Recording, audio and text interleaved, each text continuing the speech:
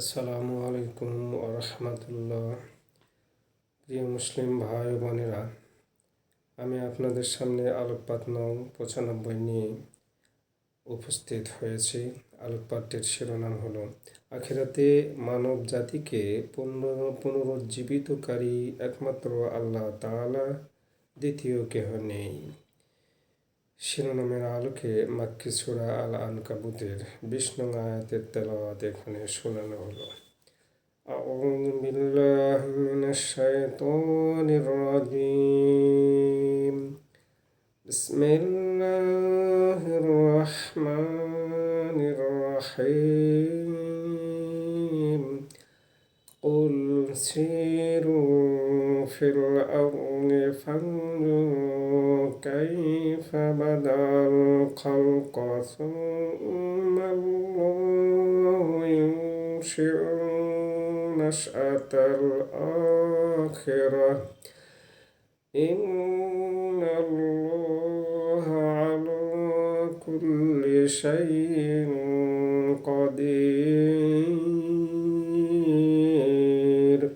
صدق الله العظيم.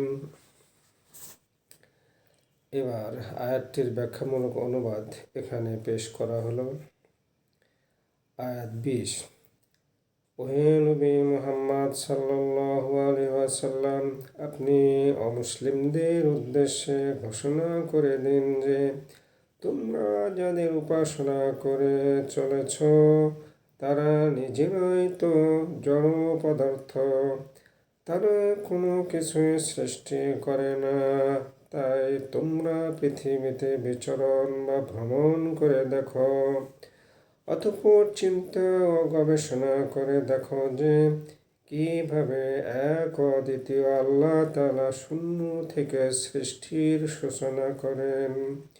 অতঃপর আল্লাহই আখিরাতে পুনরায় মানব জাতিকে সৃষ্টি করবেন এবং জীবন দান করবেন। নিশ্চয় আল্লাহ তাআলা সব কিছু করতে সক্ষম, সকল বিষয়ের উপর ক্ষমতাবান, দ্বিতীয় কেহ নেই। আসুন অমুসলিম ভাই বোনেরা, তাওহীদের দাওয়াত গ্রহণ করুন এবং নমুসলিম ও রোজদার মুসলিম ভাই বোনেরা এক অদ্বিতীয় মহান আল্লাহ তাআলার বাণী পবিত্র কোরআন মাজিদ তেলাওয়াত করা শিখুন এবং সালাত, সাওম, হজ, যাকাত সহ অন্যান্য ইবাদত বন্দেগী পালন করে চলুন। নিজেকে অপরাধী ও পাপী মনে করে সর্বদা তওবা করুন। ওহে আল্লাহ, আপনি আমাদের তওবা কবুল করুন, আমাদের জন্য জান্নাতুল ফিরদৌস নসিব করুন এবং আমাদেরকে জাহান্নাম থেকে পরিত্রাণ দান করুন। আমিন।